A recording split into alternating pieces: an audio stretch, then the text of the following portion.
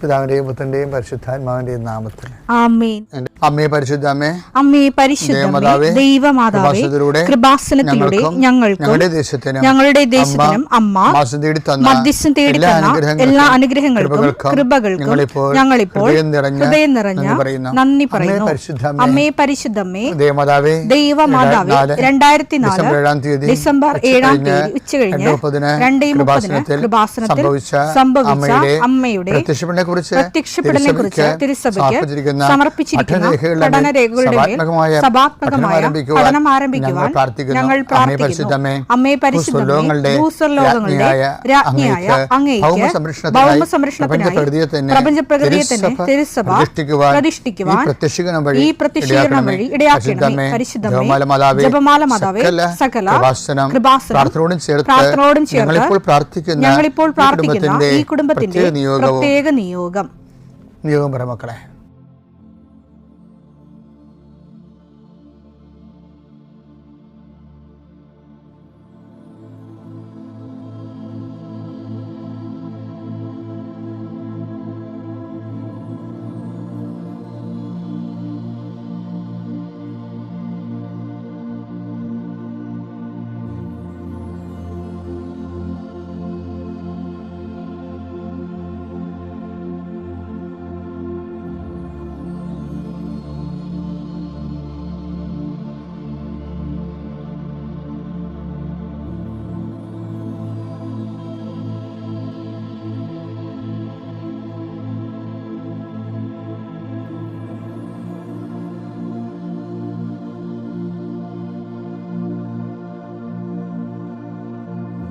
അമ്മയുടെ പ്രത്യക്ഷീകരണത്തിന്റെ ഈ അനുഗ്രഹവേളയിൽ ഞങ്ങൾക്ക് സാധിച്ചു തരുവാൻ കനിയണമേ. ആമേൻ. വിശ്വാസ പ്രമാണം. സർവശക്തനായ പിതാവും ആകാശത്തിന്റെയും ഭൂമിയുടെയും സൃഷ്ടാവുമായ ദൈവത്തിൽ ഞാൻ വിശ്വസിക്കുന്നു. അവിടുത്തെ ഏകപുത്രനും ഞങ്ങളുടെ കർത്താവുമായ ഈശോ മിശിഹായിലും ഞാൻ വിശ്വസിക്കുന്നു.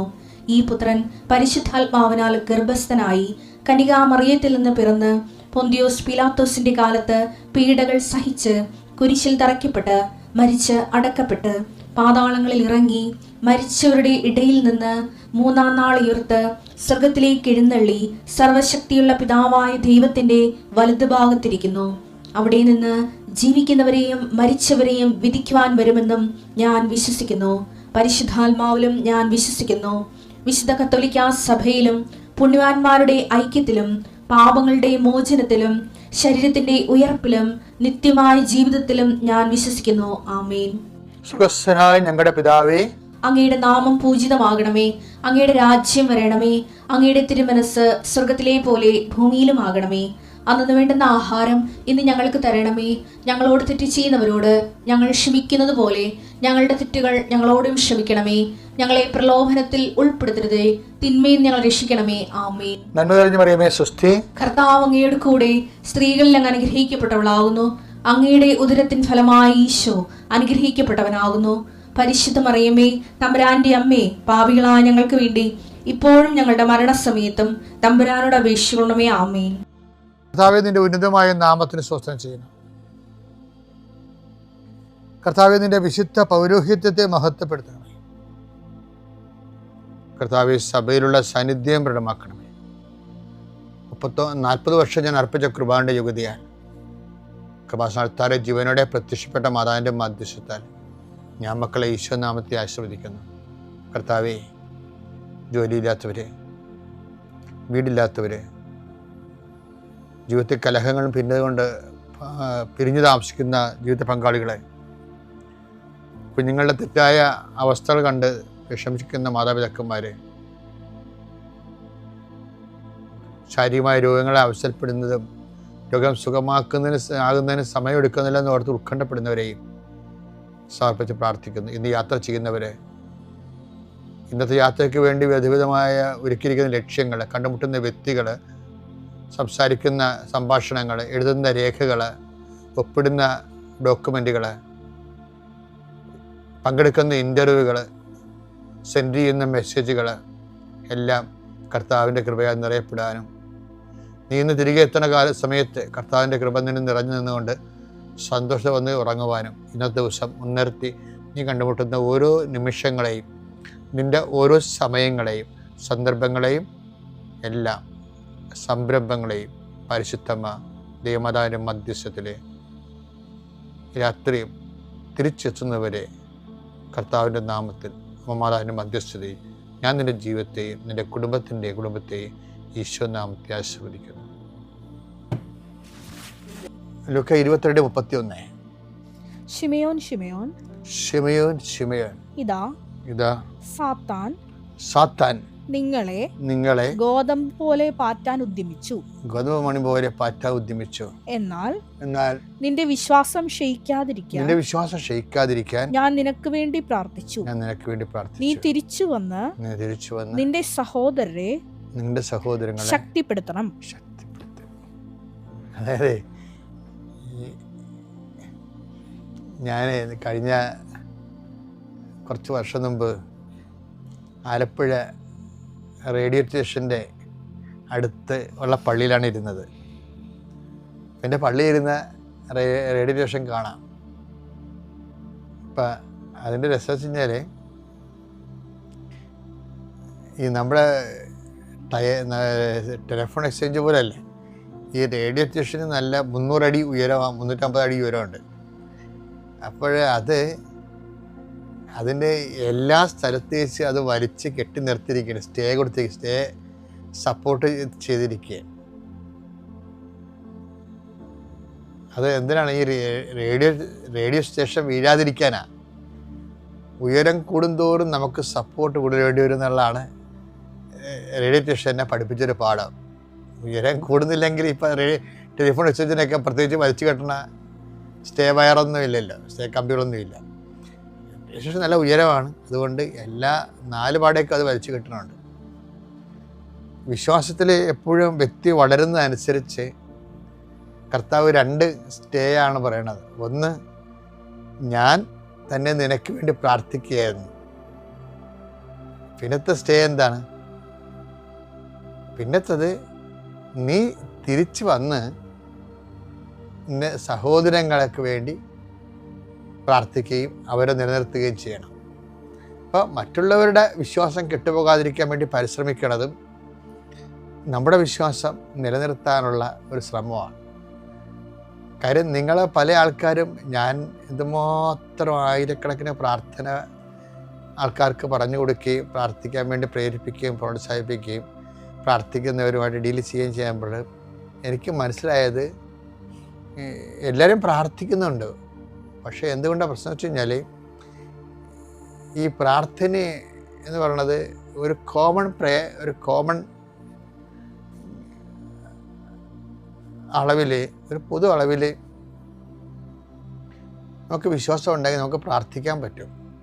അപ്പോൾ പ്രാർത്ഥിക്കുന്നതിന് ഒരു മിനിമം വിശ്വാസം മതി. പക്ഷെ നടക്കുന്നതിന് മാക്സിമം വിശ്വാസം വേണം. ഞാൻ പറഞ്ഞ മനസ്സിലായി നിങ്ങൾക്ക്? പ്രാർത്ഥിക്കുന്നതിന് ആർക്കും വലിയ വിശ്വാസത്തിൻ്റെ ആവശ്യമില്ല. പക്ഷെ പ്രാർത്ഥിക്കുന്നത് നടക്കണമെങ്കിൽ, ഇപ്പം നമ്മൾ പ്രാർത്ഥിക്കണത് എന്തിനാണ്? ചിലപ്പോൾ നടക്കാം, ചിലപ്പോൾ നടക്കാതിരിക്കാവുന്നതാണ്. ആൾക്കാർ പ്രാർത്ഥിക്കുമ്പോൾ തന്നെ മനസ്സിരിപ്പതാണ്, പിന്നെ പ്രാർത്ഥിച്ചതാണ് എന്ന് വിചാരിച്ചുകൊണ്ട് ഇവർക്ക് തന്നെ ഇവിടെ പ്രാർത്ഥനയിൽ കോൺഫിഡൻസ് ഇല്ല. കർത്താവ് എന്താ പറഞ്ഞതെന്ന് വെച്ച് കഴിഞ്ഞാൽ, നിങ്ങൾ ചോദിക്കുന്ന മുമ്പ് തന്നെ നിങ്ങളുടെ ആവശ്യങ്ങൾ സാധിച്ചു എന്ന് നിങ്ങൾ കരുതണം. അത് വേറെ വിശ്വാസമാണ്. മാർക്കോസ് 11:24. അതിനാൽ ഞാൻ പറയുന്നു, പ്രാർത്ഥിക്കുകയും യാചിക്കുകയും ചെയ്യുന്ന എന്തും ലഭിക്കുമെന്ന് വിശ്വസിക്കുവിൻ. നിങ്ങൾക്ക് ലഭിക്കുക തന്നെ ചെയ്യും. അപ്പം ഇതിൻ്റെ വിഷയം എന്ന് വെച്ച് കഴിഞ്ഞാൽ, നേരത്തെ എന്താ പറഞ്ഞത്? പ്രാർത്ഥിക്കുന്നതും അതിന് ഒരു മിനിമം വിശ്വാസം ഉണ്ടാകണം. പക്ഷെ പ്രാർത്ഥിക്കുന്നത് ലഭിക്കുമെന്ന് വിശ്വസിക്കാൻ മാക്സിമം വിശ്വാസം വേണം. പല ആൾക്കാരും കെട്ടിയാൽ ഊട്ടി പോയാൽ ചട്ടി എന്ന രീതിയിൽ പൊട്ടക്കിണനെ മാവിട്ടെറിഞ്ഞ് എറിയണ പോലെയാണ് പല പ്രാർത്ഥന. അതെന്ന് വെച്ചാൽ അത് അവർക്ക് മിനിമം വിശ്വാസമുണ്ട്, അത് ഫയറാക്കാനുള്ള വിശ്വാസമുണ്ട്, അത് പ്രാർത്ഥിക്കാനുള്ള വിശ്വാസമുണ്ട്. പക്ഷെ ലഭിക്കണമെന്ന് വിശ്വസിക്കാനുള്ള വിശ്വാസമില്ല. അത് ഒരു പ്രധാനപ്പെട്ട വിഷയമാണ്. അതെങ്ങനെ നേടാൻ പറ്റുമെന്ന് വെച്ച് കഴിഞ്ഞാൽ പലപ്പോഴും ഇപ്പം ഈശോ പറഞ്ഞ പോലെ ഞാൻ നിനക്ക് വേണ്ടി പ്രാർത്ഥിക്കുകയായിരുന്നു. നമ്മുടെ വിശ്വാസം ക്ഷയിക്കാതിരിക്കാൻ നമ്മുടെ ആത്മബന്ധമുള്ള ആരെങ്കിലും നമുക്ക് വേണ്ടി പ്രാർത്ഥിക്കണം. രണ്ടാമത്തേത് എന്താണ്? നമ്മൾ തന്നെ മറ്റുള്ളവരുടെ വിശ്വാസം വർദ്ധിക്കാൻ വേണ്ടി അവരെ പിന്തുണച്ചുകൊണ്ടും അവരെ പ്രോത്സാഹിപ്പിച്ചുകൊണ്ടും വിശ്വാസം വളർത്തണം. അങ്ങനെ വരുമ്പോഴാണ് ഈ വിശ്വാസം നമുക്ക് കിട്ടുന്നത്. എന്താണ്? പ്രാർത്ഥിക്കണം ലഭിച്ചു എന്ന് വിശ്വസിക്കുക എന്നുള്ള വിശ്വാസം നമുക്ക് ലഭിക്കുന്നത്.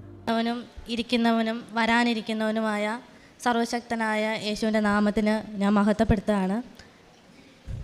2019 മാർച്ച് 12-ാം തീയതിയാണ് മാർച്ച് 12-ാം തീയതി എൻ്റെ ഹസ്ബൻഡിനൊരു ആക്സിഡൻ്റ് ഉണ്ടായി.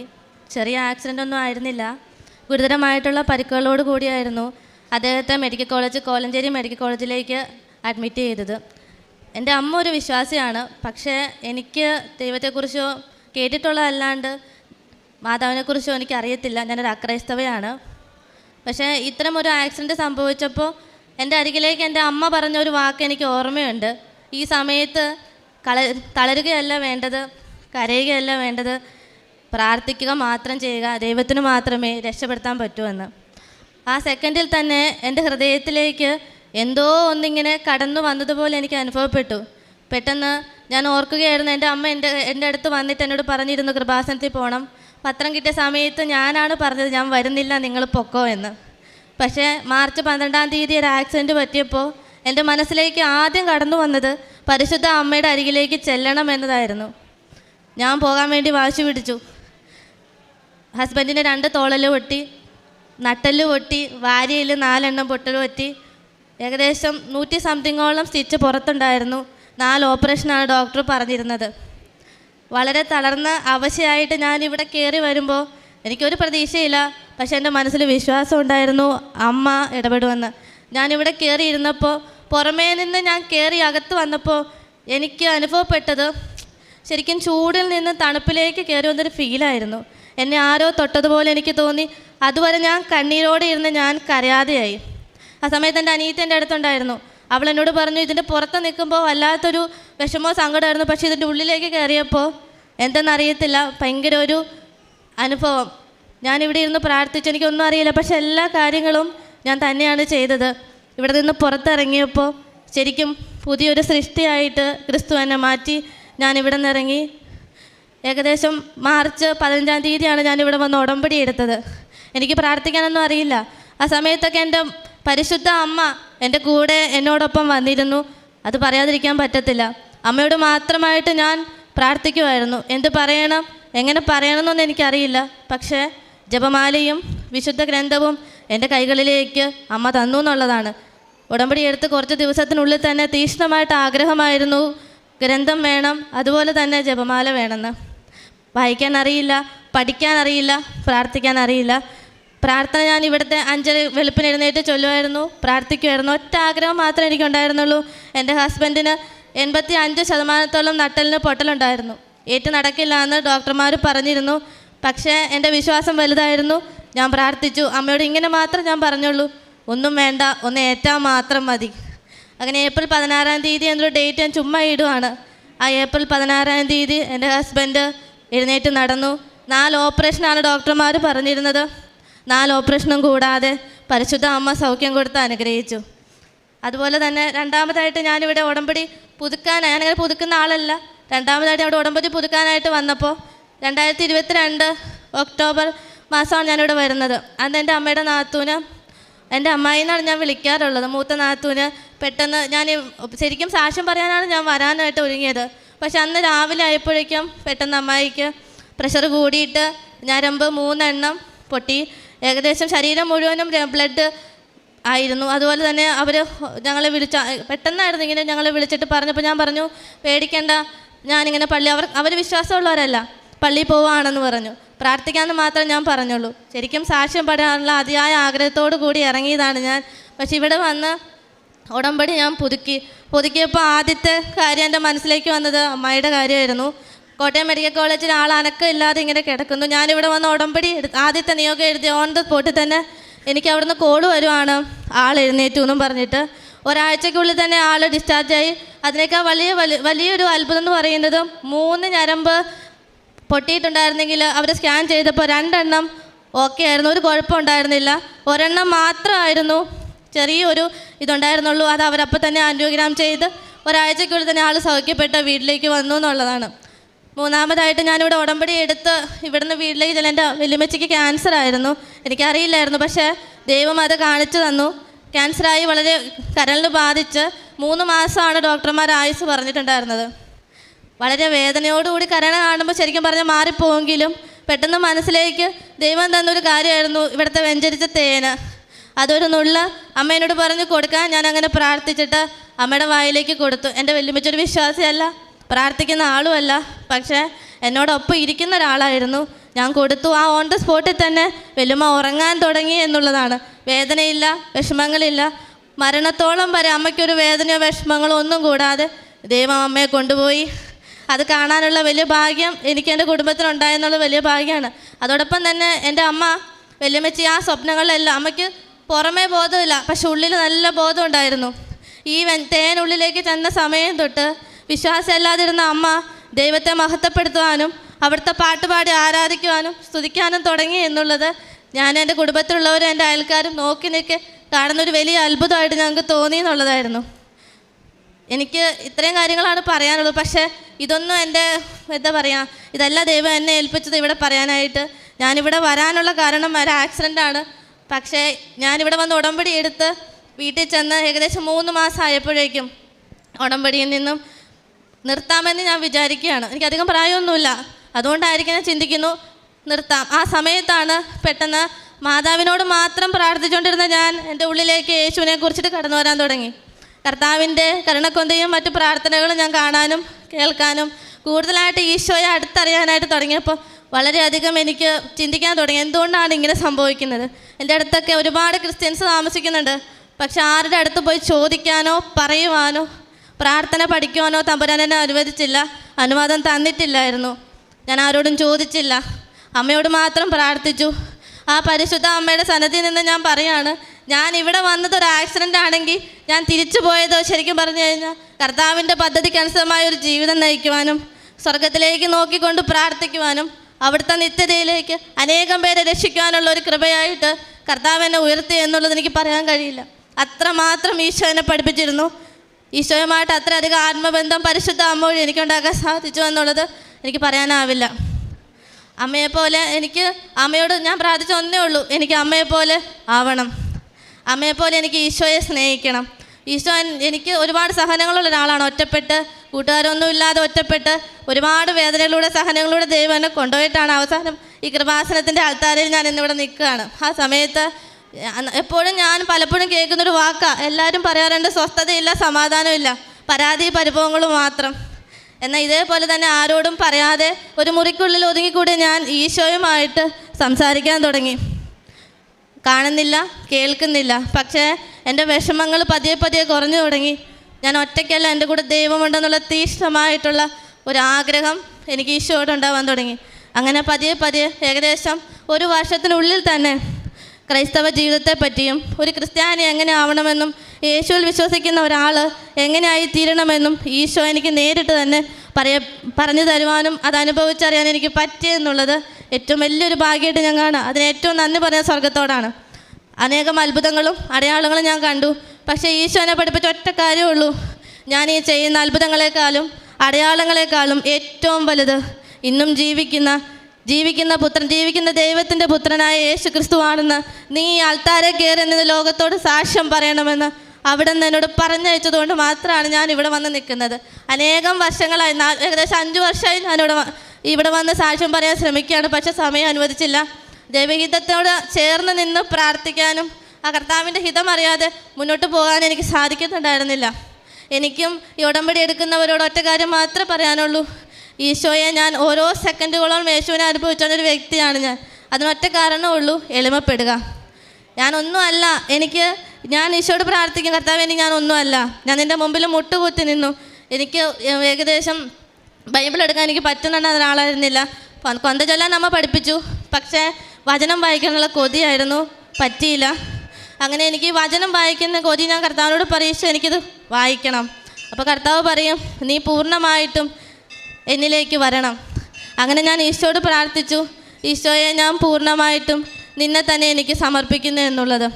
അങ്ങനെ കർത്താവിൻ്റെ മുമ്പിലേക്ക് ഞാൻ മുട്ടുകുത്തി ഈശോയോട് പറഞ്ഞു, ഞാൻ ഇന്ന് മുതൽ നിൻ്റെ ശിഷ്യയും നീ ഇന്ന് മുതൽ എൻ്റെ ഗുരുവായിരിക്കണം, എനിക്ക് വചനം പഠിക്കണം. കർത്താവിൻ്റെ മുമ്പിൽ ഇരുന്ന് ഞാൻ ബൈബിൾ തുറന്നു. അന്ന് തൊട്ട് വചനങ്ങൾ എൻ്റെ മുന്നിലേക്ക് കടന്നു വരാൻ തുടങ്ങി. വചനങ്ങൾ എണ്ണി ഞാൻ പഠിക്കാൻ തുടങ്ങി. ഏകദേശം 500-ൽ പരം വചനങ്ങളാണ് ദൈവം എൻ്റെ ഹൃദയത്തിലേക്ക് കടത്തിവിട്ടത്. ആ വചനങ്ങൾ ഉള്ളിൽ തന്നെ വെക്കാനുള്ളതായിരുന്നില്ല. ഓരോരുത്തോടും ഞാൻ പറയുമായിരുന്നു. ഞാൻ അറിയാതെ തന്നെ യേശുവിനെ പ്രഘോഷിക്കുമായിരുന്നു. അപ്പോൾ എനിക്കൊരു കാര്യം ബോധ്യപ്പെടുത്തി തന്നു, ജീവിതത്തിൽ അത്ഭുതങ്ങളോ അടയാളങ്ങളോ അല്ല വലുത്, സ്വസ്ഥതയും സമാധാനവും സന്തോഷവും. ഒരു കുടുംബത്തിലേക്ക് കടന്നു വരണമെങ്കിൽ ഏറ്റവും ആദ്യം മനുഷ്യന് വേണ്ട ഏറ്റവും അത്യാവശ്യമുള്ളൊരു കാര്യം ജീവിക്കുന്ന ദൈവത്തെ തിരിച്ചറിയുക എന്നത് മാത്രമാണെന്ന് കർത്താവ് എനിക്ക് ബോധ്യപ്പെടുത്തി തന്നു എന്നുള്ളതാണ്. എൻ്റെ ജീവിതത്തിലെ ഏറ്റവും നല്ലൊരു കുടുംബജീവിതം ദൈവം എനിക്ക് തന്നിട്ടുണ്ട്. ഞാൻ ചെല്ലുന്നിടം പോലും അനുഗ്രഹിക്കപ്പെടുന്ന രീതിയിൽ അവിടെ നിന്ന് എൻ്റെ അരികിലേക്ക് കടന്നു വരാറുണ്ട്. ഏറ്റവും കൂടുതൽ പരിശുദ്ധ അമ്മയേക്കാൾ ഉപരി യേശുവിനെ തിരിച്ചറിയുവാനും സ്നേഹിക്കുവാനും അവിടെ നിന്ന് എന്നെ പഠിപ്പിച്ചു എന്നുള്ളതാണ് ഏറ്റവും സത്യം. ഞാൻ വിചാരിച്ചു അമ്മയാണ് എല്ലാം. പക്ഷേ അമ്മ എൻ്റെ കരങ്ങളിലേക്ക് കർത്താവിൻ്റെ കരം വെച്ച് തന്നപ്പോൾ എനിക്ക് മനസ്സിലായി, അമ്മയേക്കാൾ ഉപരി യേശുവിനെ എത്രമാത്രം സ്നേഹിക്കണമെന്നും അവിടുന്ന് എത്രമാത്രം എന്നെ സ്നേഹിക്കുന്നുവെന്നും ഈ ലോകത്തിന് വേണ്ടി ക്രൂശിലേറിയത് എന്തിനാണെന്നും ദൈവം പഠിപ്പിച്ചു എന്ന് എനിക്ക് പറയാൻ അത്രമാത്രം എനിക്കും പറയാതിരിക്കാൻ പറ്റത്തില്ല.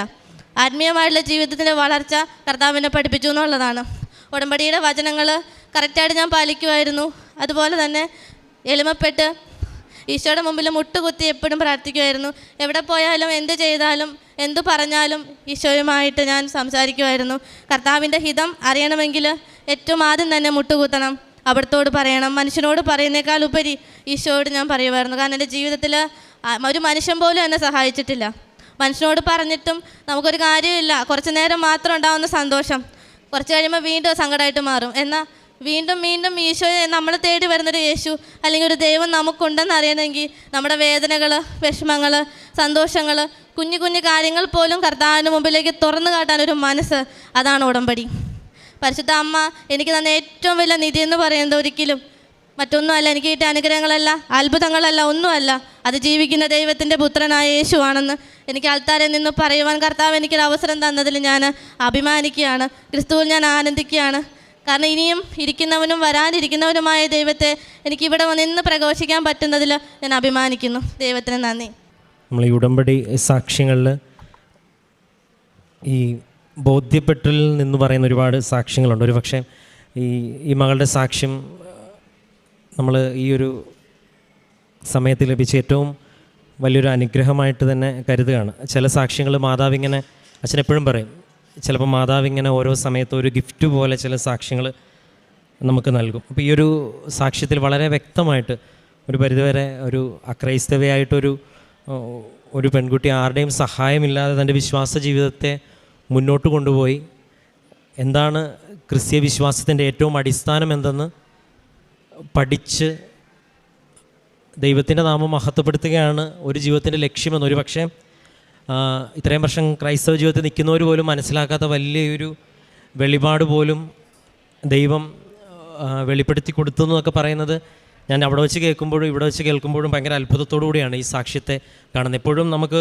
ഒരു മെൻറ്റർ ഒരുപക്ഷെ ഉണ്ടാവും, ആരെങ്കിലും കർത്താവിനെ കുറിച്ച് പറഞ്ഞു കൊടുക്കാനായിട്ട് ഒരുപക്ഷെ എല്ലാവർക്കും ആരെങ്കിലുമൊക്കെ ഉണ്ട്. ഇവിടെ ക്രൈസ്തവർ ഇഷ്ടംപോലെ പേര് സാക്ഷ്യം പറയുമ്പോഴും അവർക്കൊക്കെ ആരെങ്കിലുമൊക്കെ ഉണ്ട്. പക്ഷേ ഇവിടെ ഈ മകൾ പറയുന്നത് ഇവൾ പഠിച്ചിട്ട് പറയണമല്ലോ, ജീവിതത്തിൽ മാതാവാണ് ഈശോയുടെ കരം പിടിക്കാനായിട്ട് എന്നെ പഠിപ്പിച്ചതെന്ന് പറയുമ്പോൾ തന്നെ മാതാവിൻ്റെ ഏറ്റവും വലിയ ദൗത്യം അത് പൂർണ്ണമായി. ഒരു പക്ഷേ ക്ലാസ് കേട്ടും പള്ളിപ്രസംഗം കേട്ടിട്ടും വരുന്നവർ പറയുന്നതിനേക്കാൾ അപ്പുറം സ്വന്തം അനുഭവത്തിൽ നിന്ന് ഇങ്ങനെ പറയാനായിട്ട് ഒരാൾക്ക് കൃപ ലഭിക്കുമെന്ന് പറയുന്നത് അത് ഉടമ്പടിയുടെ അല്ലെങ്കിൽ ഈ ഒരു പ്രാർത്ഥനയുടെ വിജയമായിട്ട് തന്നെ ആയിരുന്നു. പിന്നെ ഇമ്മൾ പറയുന്നുണ്ട് ഒരു ആക്സിഡൻറ്റിൻ്റെ കാര്യമായിട്ടാണ് വന്നത്, പക്ഷേ അതൊന്നും അല്ല എനിക്ക് പറയാനുള്ളതെന്നാണ് പറയുന്നത്. ഒരു പക്ഷേ ഉടമ്പടിയിൽ ഏറ്റവും പ്രധാനപ്പെട്ട കാര്യം അച്ഛൻ എപ്പോഴും ഓർമ്മപ്പെടുത്തുന്നത് കല്യാണവും ആക്സിഡൻറ്റും OET IELTS ഒന്നും ഉടമ്പടിയുടെ ഒരു വഴി മാത്രമാണ്. ലക്ഷ്യമെന്ന് പറയുന്നത് റോമാക്കാർക്ക് എഴുതിയ ലേഖനം 10:9 പറയും, യേശു കർത്താവാണെന്ന് അതരം കൊണ്ട് ഏറ്റുപറയുകയും അവനെ മരിച്ചവരിൽ നിന്ന് ഉയർപ്പിച്ചു എന്ന് ഹൃദയത്തിൽ വിശ്വസിക്കുകയും ചെയ്യാനായിട്ട് ഒരു വ്യക്തിയെ പ്രാപ്തനാക്കുക എന്നുള്ള ഏറ്റവും പ്രധാനപ്പെട്ടത്. ഒരു പക്ഷേ ആ ഒരു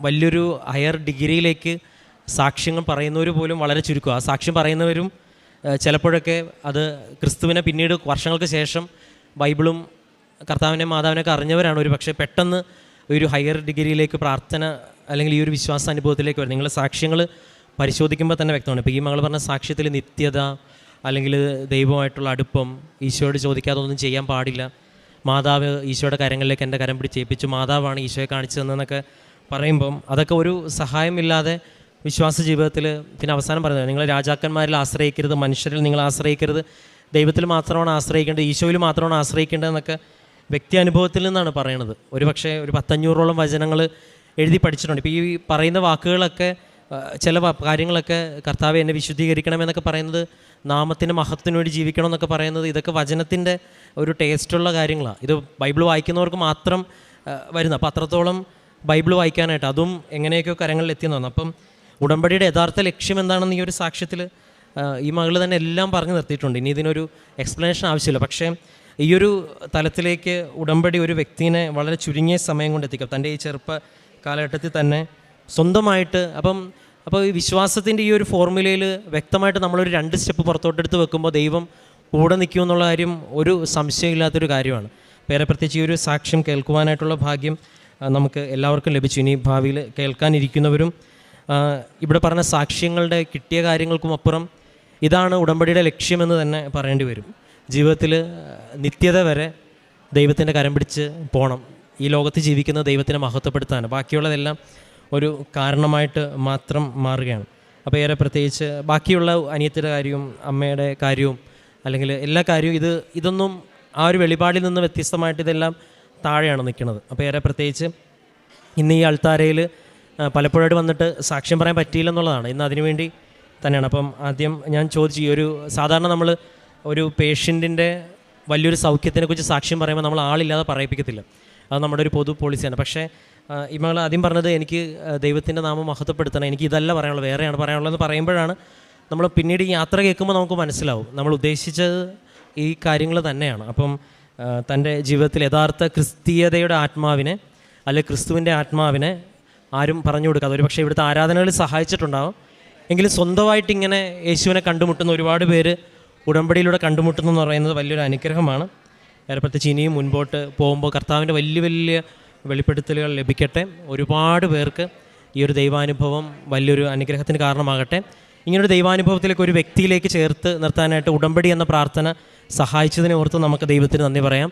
പരിശുദ്ധമ്മയുടെ യഥാർത്ഥ ലക്ഷ്യം യേശുവിൻ്റെ കരം പിടിക്കാനായിട്ട് നമ്മളെ പഠിപ്പിക്കുക എന്നുള്ളതാണ്. അത് തന്നെയാണ് ഏറ്റവും അടിസ്ഥാനവും. അപ്പോൾ ഈ നമ്മുടെ ജീവിതത്തിൻ്റെ ലക്ഷ്യവും യേശു കർത്താവാണെന്ന് ഏറ്റുപറയുക എന്നുള്ളതാണ്. അപ്പോൾ ഈ 2 ബോധ്യവും ഈ ഒരു സാക്ഷ്യത്തിൽ ലഭിച്ചെങ്കിൽ ഉടമ്പടിയുടെ ഏറ്റവും വലിയ സാക്ഷ്യങ്ങളിൽ ഒരു സാക്ഷ്യമാണ് ഇത് എന്ന് പറയേണ്ടി വരും. അപ്പോൾ ഇനിയും ഈ മകൾ മുന്നോട്ട് പോകുമ്പോൾ ഒരുപാട് പേർക്ക് ഈ ഒരു അനുഭവം പങ്കുവെക്കാൻ ഇനി ഒരുപാട് അനുഗ്രഹങ്ങളും ദൈവത്തിൻ്റെ സാന്നിധ്യം ആൾക്ക് ലഭിക്കട്ടെ എന്ന് പ്രാർത്ഥിക്കുന്നു. ദൈവം നൽകിയ എല്ലാ അനുഭവങ്ങൾക്കും നമുക്ക് നല്ല കരങ്ങളടിച്ച് ദൈവത്തിൻ്റെ നാമം മഹത്വപ്പെടും. എൻ്റെയും എൻ്റെ കുടുംബത്തിൻ്റെയും എന്നോട് പ്രാർത്ഥനാ സഹായം അപേക്ഷിക്കുന്ന ഓരോരുത്തരുടെയും ആവശ്യങ്ങളെല്ലാം തക്ക സമയത്ത് വേണ്ട പോലെ ക്രമപ്പെടുത്തി തന്നുകൊണ്ടിരിക്കുന്ന അമ്മ മാതാവിനെ ഈശോയ്ക്കും ആദ്യം തന്നെ ഞാൻ നന്ദി സമർപ്പിക്കുന്നു. എൻ്റെ പേര് ഷീബ സിബി, ഇത് എൻ്റെ ഹസ്ബൻഡ് സിബി സേവ്യർ. ഞാൻ ഉടമ്പടി എടുത്തത് 2021 ഒക്ടോബർ 17-ാം തീയതിയാണ് ഉടമ്പടി എടുക്കുന്നത്. ഞങ്ങൾ കട്ടപ്പനയ്ക്കടുത്തുള്ള കാഞ്ചാർ സെൻറ്റ് മേരീസ് ഇടവക അംഗങ്ങളാണ്.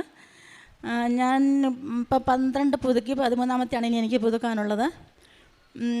ഞാൻ ഇതിനിടയ്ക്ക് 5 പ്രാവശ്യം ഞാൻ അൾത്താരയിൽ കയറി 6-7 സാക്ഷ്യങ്ങൾ വീതം പറഞ്ഞിട്ടുണ്ട്. അപ്പം പലരോടും ചോദിക്കുമ്പോൾ പറയാറുണ്ട് സാക്ഷ്യം പറയാനായിട്ട് തക്കതായ ഒന്നും അത്ര പറയാൻ തക്ക വിധം ഒന്നും സാക്ഷ്യങ്ങൾ ഉണ്ടായിട്ടില്ല എന്ന് പറയാറുണ്ട്. ഞാൻ പറയുന്നത് നിങ്ങൾ ഓരോരുത്തരോടും എനിക്ക് പറയാനുള്ളത്, നിങ്ങൾ ഒരു കുഞ്ഞ് സാക്ഷ്യം കിട്ടിയാൽ പോലും അത് പറയാൻ വേണ്ടി ശ്രമിക്കുക. പറയിപ്പിച്ചില്ലെങ്കിൽ പോലും എഴുതി കൊടുക്കാനെങ്കിലും നിങ്ങൾ ശ്രമിക്കണം. കാരണം ഈ മണ്ണിൽ ചവിട്ടുന്ന ഒരു വ്യക്തി പോലും, അത് ക്രൈസ്തവനോ അക്രൈസ്തവനോ നിരീശ്വരവാദി ആയെങ്കിൽ പോലും ഈ ഗേറ്റിനടക്കത്ത് കടന്നിട്ടുണ്ടെങ്കിൽ ഉറപ്പായിട്ടും അമ്മ മാതാവ് അനുഗ്രഹം തരാതെ വിടുകയല്ല. അത് എൻ്റെ അനുഭവത്തിൽ നിന്ന് 100% ഞാൻ പറയുകയാണ്. അതുകൊണ്ട് ഓരോരുത്തരും അനുഗ്രഹങ്ങളുള്ളത് പറയാതിരിക്കരുത്, അത് പറയണം. പിന്നെ ഓരോ ആരാധനയും ഒരു ആരാധന പോലും നിങ്ങൾ മുടക്കാൻ പാടില്ല. ഓരോ ആരാധനയിലും ഇന്ന് പറയുന്ന കാര്യങ്ങളെല്ലാം നമുക്ക് ഒരുപാട് കാര്യങ്ങൾ ഉൾക്കൊള്ളുവാനും കൂടുതൽ ആഴത്തിൽ ഉടമ്പടിയെ അത്യുന്നതിയിൽ എത്തിക്കുവാനും നിത്യത വരെ കൊണ്ടു നടക്കുവാനും നമ്മുടെ ഉള്ളിൽ വിശുദ്ധി കൊണ്ട് നിറയുവാനും തക്കവണ്ണം ഓരോ പോയിന്റുകളും അച്ഛൻ്റെ വായിൽ നിന്ന് വീഴുന്ന ഓരോ പോയിന്റുകളും നമുക്ക് കൃപയ്ക്ക് മേൽ കൃപയാണ് തന്നുകൊണ്ടിരിക്കുന്നത്. ഒരിക്കലും ആരാധന മുടക്കുകയോ സാക്ഷ്യം പറയാതിരിക്കുകയോ ചെയ്യരുത്. സാക്ഷ്യം പറയാതിരുന്നു കഴിഞ്ഞാൽ ഉള്ള ഭവിഷ്യത്ത് കൊണ്ടുണ്ടായ ഒരു സാക്ഷ്യമാണ് ആദ്യം തന്നെ പറയാനുള്ളത്. ഞാൻ ഓരോ പ്രാവശ്യം 5-6 പുതുക്കുമ്പോൾ തന്നെ സിസ്റ്റേഴ്സ് ചോദിക്കാറുണ്ട് സാക്ഷ്യങ്ങൾ വല്ലതും ഉണ്ടോ എന്ന്. അപ്പം ഉണ്ടെന്ന് പറഞ്ഞാൽ അപ്പം തന്നെ സൈൻ ചെയ്ത് തരും. പിന്നെ കൂടുതൽ ചോദ്യങ്ങളൊന്നുമില്ല. അപ്പം പല പ്രാവശ്യമായപ്പോൾ എനിക്ക് തോന്നി ഇനിയിപ്പം എനിക്ക് അതിനുള്ളൊരു ലൈസൻസ് കിട്ടി, ഇനിയിപ്പോൾ സാക്ഷ്യമൊന്നും പറയേണ്ട കാര്യമില്ല എന്ന് ഞാൻ കരുതി. പിന്നെ വന്നിട്ട് പെട്ടെന്ന് ഉടമ്പടി പുതുക്കി പോകാനുള്ള തിരക്കിലാണ്. വന്ന് സമയം മെനക്കെട്ട് നിന്നൊന്നും ചെയ്യാനൊന്നും മെനക്കെടാറില്ലായിരുന്നു. എന്നാലും കഴിഞ്ഞ പ്രാവശ്യം ഞാൻ ഒരു 2 വർഷം മുമ്പാണ് ഒരു സാക്ഷ്യം പറഞ്ഞത്, ലാസ്റ്റ് പറഞ്ഞത്. അപ്പോൾ സിജാൻ്റെ ഒരു സാക്ഷ്യം തന്നെയാണ് പറഞ്ഞിരുന്നത്. സിജാൻ ഖത്തറിലായിരുന്നു ജോലി ചെയ്തുകൊണ്ടിരുന്നത്. അവിടെ വെച്ച് കിഡ്നിക്ക് കംപ്ലയിൻറ്റ് വരും. ഒരു കിഡ്നി ചെറുപ്പത്തിൽ എടുത്ത് കളഞ്ഞയാളാണ്, അടുത്ത കിഡ്നി കംപ്ലയിൻറ്റ് വന്നു. അപ്പോൾ ഞാനും എൻ്റെ മോനും കൂടെ ഇവിടെ വന്ന് ഉടമ്പടി പുതുക്കി പ്രാർത്ഥിച്ച് തിരിച്ച് വീട്ടിൽ ചെല്ലുമ്പോൾ സിജാൻ വിളിക്കുന്നു, എനിക്കിപ്പോൾ ഒരു പ്രശ്നമില്ല. ആ ഒരു സെക്കൻഡ് ഞാനിവിടെ നിന്ന് പ്രാർത്ഥിച്ച് പോയ സമയത്ത് തന്നെ സിജാൻ സൗഖ്യം കിട്ടി. ഞങ്ങളിവിടെ ഒന്ന് സാക്ഷ്യം പറഞ്ഞത് വേണം. പിന്നെ നമ്മൾ തന്ന അനുഗ്രഹമല്ല, ഇനി അത് തിരിച്ചെടുക്കില്ലല്ലോ എന്നൊരു ധൈര്യവും കൂടി ആയിപ്പോയെന്ന് എനിക്ക് തോന്നുന്നു. ചെറിയൊരു അഹങ്കാരം തോന്നിയതുകൊണ്ടാകാം.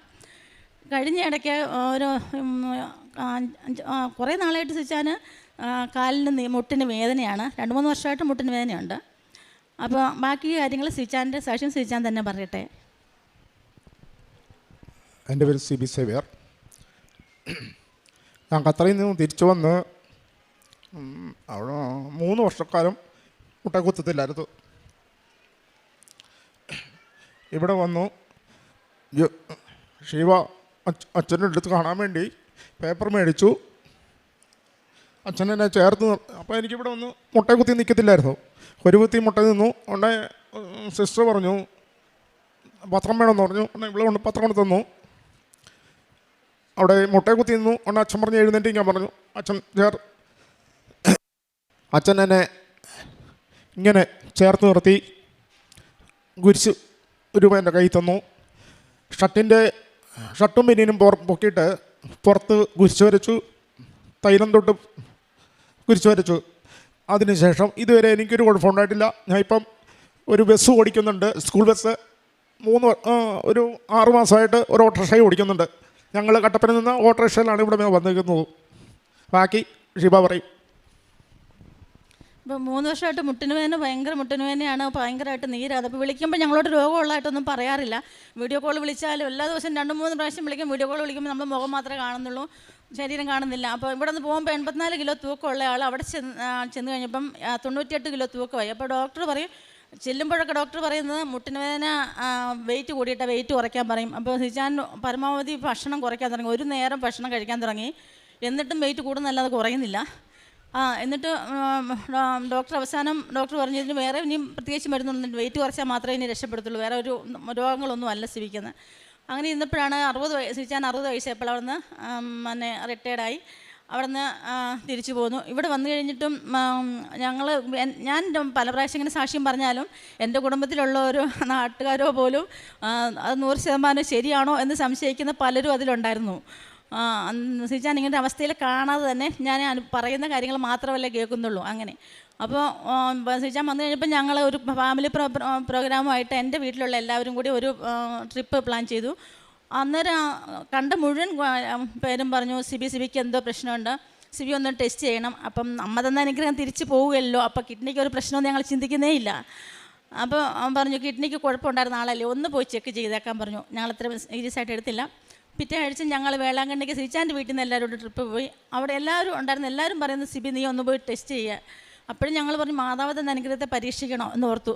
എല്ലാവരും നിർബന്ധിച്ചപ്പോൾ ഞങ്ങൾ എന്തായാലും വെറുതെ പോയി ടെസ്റ്റ് ചെയ്തപ്പം ഒരു കിഡ്നി ചെറുപ്പത്തിൽ പോയതാണെന്ന് ഞാൻ പറഞ്ഞല്ലോ, 2ാമത്തെ കിഡ്നി ഫെയിലിയറായി. അപ്പം ഞങ്ങൾ ഡോക്ടറെ കോട്ടയം മെഡിക്കൽ കോളേജിൽ റിട്ടയർഡ് പ്രൊഫസറായിരുന്ന ഒരു ഡോക്ടറെ പോയി, പുള്ളി ഇപ്പോൾ കാർദാസിൽ വർക്ക് ചെയ്യുന്നു. പുള്ളിയെ വിളിച്ചു ബുക്ക് ചെയ്തു. അപ്പോൾ 2:30 ഒരു തിങ്കളാഴ്ച ദിവസം 2:30 ആകുമ്പോഴത്തേനും വരാൻ പറഞ്ഞു. ആ സമയത്ത് 2 മണിക്ക് വരാൻ പറഞ്ഞു. അപ്പോൾ ആ സമയത്തിന് മുമ്പ് ഞങ്ങൾക്ക് വെളുപ്പിന് വീട്ടിൽ നിന്ന് പോന്നാൽ പിന്നെ സമയമുണ്ട്. അപ്പം ഞാൻ പറഞ്ഞു എന്തായാലും മാതാവിൻ്റെ അടുത്ത് പോയിട്ട് മാത്രമേ, മാതാവ് തിരിച്ചു തന്നതായതുകൊണ്ട് മാതാവിനോട് ഒന്നും ക്ഷമ പറഞ്ഞിട്ട് മാത്രമേ ഇനി പോകുന്നുള്ളൂ ഡോക്ടറെ കാണാൻ. ഇവിടെ വന്നു ഞങ്ങൾ ഓഫീസിൽ വന്ന് പറഞ്ഞപ്പോഴേ അവിടെ നിന്ന് എനിക്ക് തുണ്ട് തന്നു. ആ പേപ്പറുമായിട്ട് ഞങ്ങളുടെ അച്ഛനെ കാണാൻ വന്നു. അപ്പോൾ സിജാൻ ഒട്ടും നടക്കാൻ വയ്യാതെ ഇതിൻ്റെ ഇടയിൽ കൂടെ വരുമ്പോൾ തന്നെ വേച്ച് വീണ് പോവുകയാണ്. അത്രയ്ക്ക് ഭയങ്കരമായിട്ട് ഈ പൊക്കത്തിൽ അത്ര ഒരു തൂക്കമെന്ന് പറയുമ്പോൾ നിങ്ങൾക്ക് മനസ്സിലാക്കാവുന്നേ ഉള്ളൂ. വേച്ച് വീണ് പോവുകയാണ്. അങ്ങനെ പിടിച്ചാണ് ഒരു തരത്തിൽ ഇവിടെ കൊണ്ടുവന്ന് കയറ്റി വിട്ടത്. അപ്പം ഞാൻ ആ നടുഭാഗത്തായിട്ട് നിൽപ്പുണ്ടായിരുന്നു. അപ്പം അച്ഛൻ സിജാൻ വന്ന് ഒരു മുട്ട് കുത്തി, മറ്റേ മുട്ട് കുത്താൻ പറ്റുന്നില്ല, പുറകോട്ട് നീട്ടി വെച്ചേക്കുക. ശരീരം മുഴുവൻ ഭയങ്കരമായിട്ട് അങ്ങ് വിറയ്ക്കുന്നുണ്ട്. അപ്പോൾ എനിക്കത് കണ്ടപ്പോൾ ഞാൻ ചങ്ക് പൊട്ടി അങ്ങോട്ട് ഇവിടെ നമുക്ക് കരഞ്ഞ് മാതാവിനെ നോക്കി നിന്ന് പ്രാർത്ഥിക്കുക. അപ്പോൾ സിസ്റ്റർ ചോദിച്ചു, പത്രം കൊണ്ടുവന്നില്ലെന്ന് ചോദിച്ചു. അപ്പോൾ എൻ്റെ കയ്യിലായിരുന്നു പത്രം. ഞാൻ അവിടെ നിന്ന് കയറി, നല്ല ആളായിരുന്നു, കയറി ഇവിടെ വരെ വന്നു. അപ്പം അതുവരെ അച്ഛൻ വെയിറ്റ് ചെയ്തു. ഞാൻ ഇങ്ങനെ കരഞ്ഞുകൊണ്ട് വരുന്ന അച്ഛൻ എന്നെ സൂക്ഷിച്ച് എന്നെ നോക്കി. ഞാനും ശരിക്കും എനിക്ക് ഉള്ളിൽ എന്തോ ഒന്ന് തട്ടുന്ന പോലെ എനിക്ക് തോന്നി. ഞാൻ താമസിച്ചു പോയല്ലോ, ഒരു കുറ്റബോധം പോലെ എനിക്ക് തോന്നിയത്. ഒന്ന് പാത്രം മേടിച്ചപ്പോഴേ സിജാനെ, ഞാൻ പ്രാർത്ഥിക്കുന്നത് എങ്ങനെയാണ് സിജാനെ ഒന്ന് എഴുന്നേൽപ്പിക്കണേ എന്നാണ് എൻ്റെ ഉള്ളിൽ. കാരണം നിൽക്കാൻ പറ്റുന്നില്ല. അച്ഛൻ എഴുന്നേറ്റ് നിൽക്കാൻ പറഞ്ഞു. എഴുന്നേറ്റുന്നുണ്ടെങ്കിൽ എനിക്ക് വട്ടം കയറ്റി ഇങ്ങനെ കെട്ടി അങ്ങ് പിടിച്ചൊരു 10-20 സെക്കൻഡ് നേരം അച്ഛൻ ആ ചേർത്ത് പിടിച്ച് മാതാവിനെ നോക്കി അവിടെ അങ്ങ് നിന്നു. ഞാൻ 12 പുതുക്കിയിട്ടുള്ളെങ്കിലും ഞാനൊരു 30 പ്രാവശ്യത്തിൽ കൂടുതൽ ഈ പള്ളിയിൽ, ഇടുക്കി ജില്ല കട്ടപ്പനയിലാണ്, അവിടെ നിന്ന് ഞാൻ വന്നിട്ടുണ്ട്. വന്ന് ആരാധന കൂടിയിട്ടുണ്ട്, പ്രാർത്ഥന കൂടിയിട്ടുണ്ട്, സാക്ഷ്യങ്ങൾ ഇഷ്ടംപോലെ കേട്ടു. ഞാൻ എൻ്റെ അതെല്ലാം സാക്ഷ്യം കേട്ടിട്ടുള്ള ഓൺലൈനിൽ കേട്ടതിലും എനിക്ക് അങ്ങനെ ഒരു അനുഭവം ഞാൻ ഇതുവരെ കണ്ടിട്ടില്ല. അങ്ങനെ ചേർത്ത് പിടിച്ചപ്പോൾ തന്നെ ഈശോയും അമ്മയും കൂടെ, ഈശോയും മാതാവും കൂടെയാണ് സിജാനെ കെട്ടിപ്പിടിച്ചേക്കുന്നതായിട്ടാണ് എനിക്ക് ഫീൽ ചെയ്തത്. അച്ഛൻ എന്നിട്ട് പ്രാർത്ഥിച്ചു, കുരിശ് കൈ കൊടുത്ത് തല തേച്ച് പ്രാർത്ഥിച്ചു, കാശ് രൂപം കൊടുത്തു, തിരിഞ്ഞ് നിൽക്കാൻ പറഞ്ഞു. അച്ഛൻ തന്നെ പ്രേക്ഷകരോട് പറയാതെ തന്നെ അച്ഛൻ തന്നെ ഷർട്ട് പൊക്കി, ബനിയൻ നന്നായിട്ട് പൊക്കി, നടുവിന് കുരിശ് വരച്ചു. എന്നിട്ട് പ്രാർത്ഥിച്ചു, ഒന്നും പറഞ്ഞില്ല, പ്രാർത്ഥിച്ചു. സിജാൻ ഞാൻ അവിടെ നിൽപ്പുണ്ട്, എന്നാൽ എന്നെ നോക്കുന്ന പോലെ ഇവിടെ നിന്ന് ഓടി ഇറക്കി ഇങ്ങനെ അങ്ങ് പോവുക. ഞാൻ അവിടെ നിന്ന് ആളിൻ്റെ ഇടയ്ക്കൂടെ അവിടെ ചെന്നപ്പോൾ സിജാൻ അതിന് മുമ്പ് അങ്ങ് പാസ് ചെയ്ത് പോയി, അത്ര സ്പീഡിൽ ഓടിപ്പോവുക. അപ്പോഴേ എനിക്ക് മനസ്സിലായി, ആ തൊട്ട സെക്കൻഡിൽ തന്നെ പൂർണ്ണമായിട്ട് സൗഖ്യപ്പെട്ടു. അച്ഛൻ എന്നെ ഒന്ന് നോക്കിയെന്ന് ഞാൻ പറഞ്ഞല്ലോ. എൻ്റെ യൂട്രസിൽ ഫൈബ്രോയിഡ് ഉണ്ടെന്ന് പറഞ്ഞിട്ടുണ്ടായിരുന്നു. ഓരോ പ്രാവശ്യം ഞാൻ ടെസ്റ്റ് ചെയ്തുകൊണ്ടിരിക്കുമായിരുന്നു. പിന്നെ പോയി സ്കാൻ ചെയ്തപ്പം എൻ്റെ വയറ്റിൽ ഫൈബ്രോയിഡ് ഇല്ല. ആ ഒരു നോട്ടത്തിൽ അച്ഛൻ തൊടണമെന്നോ മാതാവിനെ അടുത്തോട്ട് കൊണ്ടുപോകണമെന്നൊന്നുമില്ല.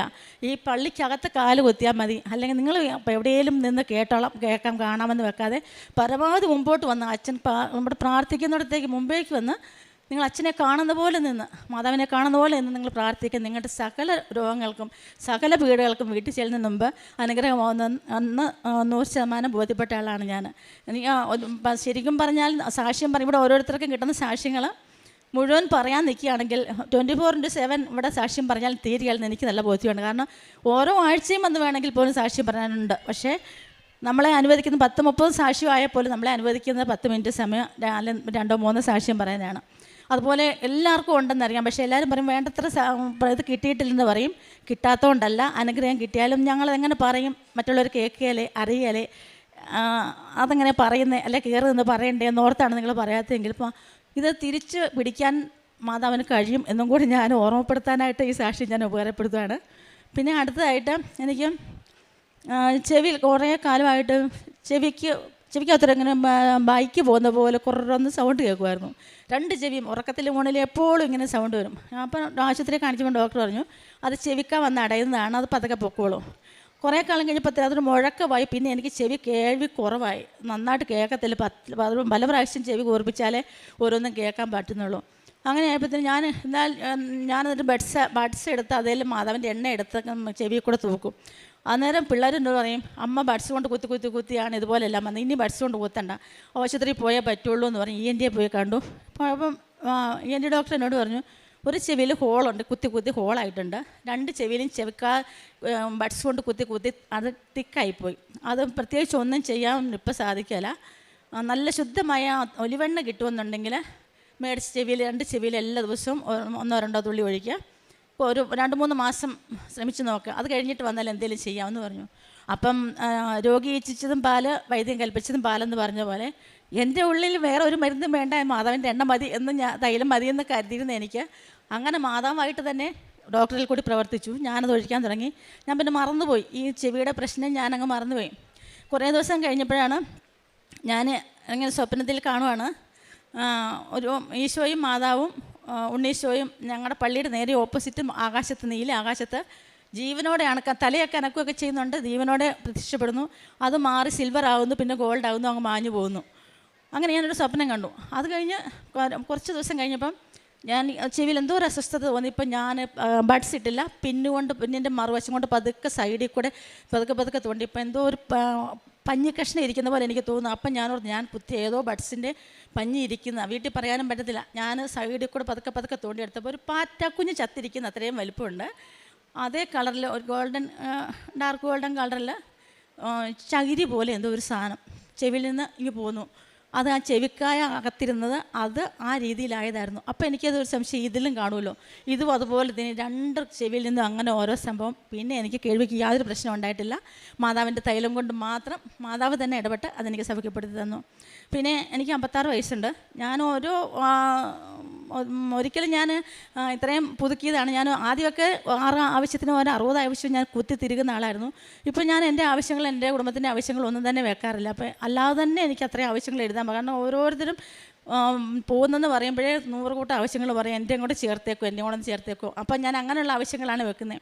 അപ്പം കഴിഞ്ഞ പ്രാവശ്യം വന്നിട്ട് പുതുക്കി ഇറങ്ങുമ്പോൾ ഞാൻ ആ ഓഫീസിൻ്റെയൊക്കെ അവിടെ വന്നപ്പോഴത്തേന് ഞാൻ ചുമ്മാ തിരിഞ്ഞു നിന്നിട്ട് മാതാവേ, എനിക്ക് ഒരു നല്ല ജോലി നീ എനിക്ക് തരണം എന്ന് പറഞ്ഞിട്ട് എനിക്ക് കിട്ടുകയില്ലെന്നും അറിയാം. ഈ പ്രായത്തിൽ ആരും ജോലി തരികയില്ലെന്നും എനിക്കറിയാം. പിന്നെ എൻ്റെ മോൻ്റെ ഒരു ആവശ്യം കൂടി ഞാൻ പറഞ്ഞിട്ട് പോയി. മോനില്ലാത്തതുകൊണ്ട് അത് സാധിച്ചു. മോനില്ലാത്തതുകൊണ്ട് ഞാനത് സാക്ഷിയായിട്ട് പറയുന്നില്ല. തിരിച്ചു ചെന്നു. 1 മാസം കഴിഞ്ഞപ്പം ഓൺലൈനിലാണ് ഒരു എംബ്രോയ്ഡറിയുടെ വർക്കിന് വേണ്ടിയിട്ട് ആളെ എടുക്കുന്നുണ്ടെന്ന് കേട്ടു. അപ്പോൾ ഞാൻ ഇവരാരും വിടുകയില്ല എന്നെ. എന്നാലും ഞാൻ ഓൺലൈനിൽ തന്നെ ഞാൻ അപേക്ഷ വെച്ചു. അവരെന്നെ വിളിച്ചു. അന്നേരം ഞാനിതൊന്നും പഠിച്ചതല്ല. ഞാൻ ഒരു കാര്യങ്ങളും എംബ്രോയ്ഡറിയോ തയ്യലോ പെയിൻറ്റിങ്ങോ യാതൊന്നും പഠിച്ചില്ല. പക്ഷേ ഞാൻ ചെയ്യാത്ത ഒരു മേഖലയിൽ സകല കാര്യങ്ങളും ഞാൻ ചെയ്യും. അത് ആ ഒരു ബോധ്യം എൻ്റെ ഉള്ളിലുണ്ട്, എനിക്ക് പറ്റും എന്നുള്ളത് കൊണ്ട് തന്നെ ഞാൻ അവരോട് ഞാൻ ചെയ്തുകൊണ്ടിരുന്നു എന്ന് പറഞ്ഞ് തന്നെ ഞാൻ പോയി. അവിടെ പോയി എംബ്രോയ്ഡറി ചെയ്തു. ഒരാഴ്ച ചെയ്തപ്പോഴത്തേനും അവർ പറഞ്ഞു, ഇതുവരെ ഇവിടെ ആരും ഇതുപോലെ ചെയ്തിട്ടില്ല, അത്രയ്ക്കും പെർഫെക്റ്റായിട്ട് തന്നെ ഷീബ ചെയ്തു എന്ന് പറഞ്ഞു. എന്നെ ഷെയ്ക്കാൻ്റെയൊക്കെ തന്നു. പിറ്റേ ദിവസം എന്നോട് പറഞ്ഞു, ഷീബ ഇങ്ങനെ ഇരിക്കേണ്ട ആളല്ല, ഞങ്ങൾക്കിവിടെ അസിസ്റ്റൻറ്റ് മാനേജർ പോസ്റ്റിലേക്ക് ഒരു ഒഴിവുണ്ട്, ഇത്രയും കഴിവുള്ള ഒരാളെ ഇങ്ങനെ കുത്തിപ്പിടിച്ചിരുത്താൻ പറ്റത്തില്ല, അതിന് ചെയ്യാൻ താല്പര്യമുണ്ടോ എന്ന് ചോദിച്ചു. പറ്റുമോ എന്ന് ചോദിച്ചു. ഞാൻ അത് തന്നെയാണ് 2019 വരെയും കൊറോണ കാലം വരെയും ഞാൻ ചെയ്തുകൊണ്ടിരുന്നത്. പല സ്ഥാപനത്തിലും മാനേജർ പോസ്റ്റിലാണ് ജോലി ചെയ്തുകൊണ്ടിരുന്നത്. പിന്നെ സ്വന്തമായിട്ട് സ്ഥാപനം നടത്തുമായിരുന്നു. അതുകൊണ്ട് എനിക്ക് അതിനൊരു പ്രശ്നം തോന്നിയില്ല, ഞാൻ സമ്മതിച്ചു. പിറ്റേ ദിവസം തൊട്ട് തന്നെ അസിസ്റ്റൻറ്റ് മാനേജർ പോസ്റ്റിലേക്ക് എന്നെ നിയമിച്ചു. നല്ലൊരു സാലറിയോടെ, എൻ്റെ ഒരു ചേച്ചിയെപ്പോലെ ഒരു നല്ല അവിടെ അറിയപ്പെടുന്ന ഒരു നല്ല കമ്പനിയിലേക്കാണ് എനിക്ക് ജോലി കിട്ടിയത്. നല്ലൊരു മാഡം, എൻ്റെ ചേച്ചിയെപ്പോലെ ഒരു മാഡവും, എൻ്റെ ചേച്ചിയും എൻ്റെ കൂടപ്പിറപ്പുകളെയും എൻ്റെ മക്കളെയും പോലെ കുറേ നല്ല സ്റ്റാഫുകളും എന്നെ അത്രമേൽ സ്നേഹിക്കുകയും കരുതുകയും ചെയ്യുന്ന ഒരു നല്ല കൂട്ടായ്മയിലേക്ക്, ഒരു വീട്ടിലേക്കെന്ന് പറഞ്ഞ പോലെ എനിക്ക് അവിടെ ജോലിക്ക് പോകാനും സാധിക്കുന്നുണ്ട്. അതടുത്ത സാക്ഷ്യം. പിന്നെ അങ്ങനെ ഇരിക്കുമ്പോഴാണ് എനിക്ക് ബെർത്തോൾ സിസ്റ്റ് എന്ന് പറഞ്ഞ ഒരു രോഗം ഉണ്ടാകുന്നു. അത് ശരിക്കും 2-3 ദിവസവും ഭയങ്കര വേദനയും ആയിട്ട് ഒരു രക്ഷയില്ലാതെ വന്നപ്പോൾ സാധാരണ ഞാൻ അങ്ങനെ ഹോസ്പിറ്റലൊന്നും അങ്ങനെ പോകുന്ന ആളല്ല. അന്നേരം അങ്ങനെ വന്നപ്പോൾ ഞാനത് കൊണ്ടുപോയി കാണിക്കാനായിട്ട് താലൂക്ക് ഹോസ്പിറ്റലിലേക്ക് പോകാൻ ഇറങ്ങിയതാണ്. വഴി ചെന്നപ്പോൾ എനിക്ക് ഒട്ടും സഹിക്കാൻ വയ്യാത്ത വേദനയായി. അവിടെ ഒരു വലിയ പ്രൈവറ്റ് ഹോസ്പിറ്റലിലേക്ക് അവിടെ കൊണ്ടുപോയി അത്യാഹിതത്തിൽ കയറ്റി. അവിടുന്ന് ചീട്ടെടുക്കാൻ, അപ്പം ഈ ഓപ്പറേഷൻ ചെയ്തേ അത് മാറുള്ളൂ. ഓപ്പറേഷൻ ചെയ്യേണ്ടത് സർജനാണ്. അതുകൊണ്ട് സർജന് ചീട്ടെടുക്കാൻ ഞങ്ങൾ വെച്ചു. പക്ഷേ അവർ ചീട്ട് തന്നത് ഗൈനക്കോളജിക്കായിരുന്നു ചീട്ട് തന്നത്. ഗൈനക്കോളജി ഡോക്ടർ വന്നത് കണ്ടിട്ട് അന്നേരം പറഞ്ഞു, എല്ലാം ഓപ്പറേഷനുകളെല്ലാം ചെയ്യാൻ പറഞ്ഞു. നിമിഷ നേരം കൊണ്ട് എക്സ്റേയും ECG എടുത്തു, സകല ടെസ്റ്റുകളും നടത്തി, എല്ലാം ചെയ്തു. എല്ലാം മുരിയെല്ലാം മാറ്റിക്കെട്ടി എല്ലാം ചെയ്തു. എന്നെ ഒരുക്കി കിടത്തി. അത് കഴിഞ്ഞ് വേറെ 2 ഡോക്ടേഴ്സിനെ കൂടെ കൂട്ടിക്കൊണ്ട് വന്നേച്ച് കാണിച്ചു. ഇത് സാധാരണ ബെർത്തോൾ സിസ്റ്റ് അല്ല, ഇത് വെറൈറ്റിയാണ്. ഞാൻ 35 വർഷമായി ഞാൻ മെഡിക്കൽ ഫീൽഡിൽ. ഈ ഒരു രോഗം ഞാൻ ആദ്യമായിട്ടാണ് കാണുന്നത്. അതായത് മലദ്വാരത്തിൻ്റെ ഏലസിനോട് ചേർന്നാണ് ഈ സിസ്റ്റ് കാണുന്നത്. അത് ഓപ്പറേറ്റ് ചെയ്യണമെങ്കിലും ഇച്ചിരി റിസ്ക് പിടിച്ച പരിപാടിയാണ്. അത് എടുക്കണേ വലിയ ബുദ്ധിമുട്ടാണ്. അതുകൊണ്ട് തന്നെ ഡോക്ടേഴ്സ് 3 പേരോട് ചർച്ച ചെയ്ത് അവസാനം പറഞ്ഞു, അത് ഫോമിലെത്തിയിട്ടില്ല, അത് ഫോമായിട്ടില്ല, ഇനി 2-3 ദിവസം കൂടെ നോക്കാം, അതിപ്പം ചൊങ്ങിപ്പോകുന്നെങ്കിൽ പോട്ടെ, അല്ലെ പൊട്ടിപ്പോട്ടെ. ഞാനപ്പോൾ പറയുന്നുണ്ട്, ഡോക്ടറെ എനിക്ക് സഹിക്കാം, ഇഞ്ചക്ഷൻ എടുത്തു ഗുളിക തരുന്നു, എനിക്ക് സഹിക്കാൻ പറ്റാത്തത്ര വേദനയാണ്, എനിക്ക് പറ്റത്തില്ല, എനിക്ക് ഉറങ്ങാൻ പറ്റുന്നില്ല, കിടക്കാൻ പറ്റുന്നില്ല, ഇരിക്കാൻ പറ്റുന്നില്ല, ഒന്നും പറ്റുന്നില്ല, ഭക്ഷണം പോലും കഴിക്കാൻ പറ്റുന്നില്ല. ഡോക്ടേഴ്സ് ഇത് കേൾക്കുന്നു പോകുന്നു എന്നല്ലാതെ ഒരു രക്ഷയില്ല. അവിടെ അഡ്മിറ്റാക്കി. അവസാനം ഇങ്ങനെ ഒരു രക്ഷയില്ലെന്ന് പറഞ്ഞപ്പോൾ എന്നോട് പറഞ്ഞു, അങ്ങനെയാണെങ്കിൽ നാളെ അനസ്തേഷ്യ തന്നൊന്ന് നോക്കാം, ശ്രമിക്കാവുന്നേ ഉള്ളൂ, തീരുമാനമല്ല എന്ന് പറഞ്ഞു. ഒരു 10 മണിയൊക്കെ കഴിയുമ്പോൾ ഞാൻ വരാമെന്ന് പറഞ്ഞു പോയി. അന്ന് രാത്രി ഞാൻ മാതാവിനോട് പറഞ്ഞു, മാതാവേ, എനിക്ക് ആരും എന്നെ മനസ്സിലാക്കുന്നില്ല, എനിക്ക് കൂടെ നിൽക്കാനായിട്ട് ഓപ്പറേഷൻ വേണ്ടി വന്നാലും കൂടെ നിൽക്കാൻ ആളില്ല. മോളെ കെട്ടിച്ച് മോള് മസ്കറിൽ ഫാമിലിയായിട്ട് ഒരു കുഞ്ഞു കൊച്ചുണ്ട്, 2ാമത്തെ പ്രഗ്നൻ്റാണ്. അവൾ വരാമെന്ന് വെച്ചാലും കൂടെ നിൽക്കാൻ പറ്റത്തില്ല. മരുമോളുണ്ട്, മരുമോൾ എപ്പോഴും എന്തിനും എൻ്റെ കൂടെ എന്നെ സഹായിക്കാൻ എൻ്റെ കൂടെ നിൽക്കാൻ തയ്യാറാണ്. അവൾക്ക് 7 മാസമായ ഒരു കൊച്ചുമുണ്ട്, 5 വയസ്സുള്ള സ്കൂളിൽ പോകുന്നൊരു കൊച്ചുമുണ്ട്.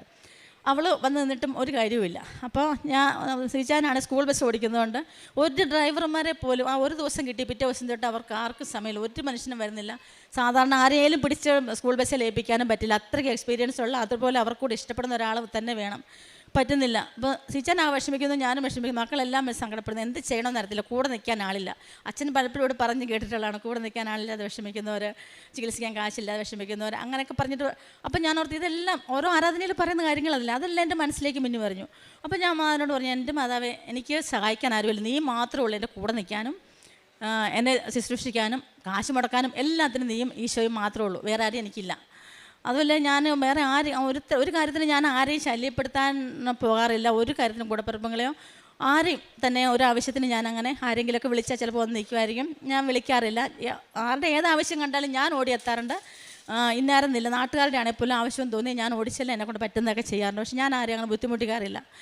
അതുകൊണ്ടാണോ എന്ന് അറിയത്തില്ല. അതുകൊണ്ട് എന്ത് ഞാൻ പറഞ്ഞു, തമ്പുരാൻ പറഞ്ഞതുപോലെ ഞാൻ പറഞ്ഞു, ഈശോ പറഞ്ഞ പോലെ, എൻ്റെ ഈശോയെ കഴിയുമെങ്കിൽ ഈ പാനപാത്രം എന്നിൽ നിന്ന് എടുത്തു മാറ്റണം, എങ്കിലും എൻ്റെ ഹിതമല്ല അങ്ങയുടെ ഹിതം നിറവേറട്ടെ, എനിക്ക് വേറെ മാർഗ്ഗമൊന്നുമില്ല.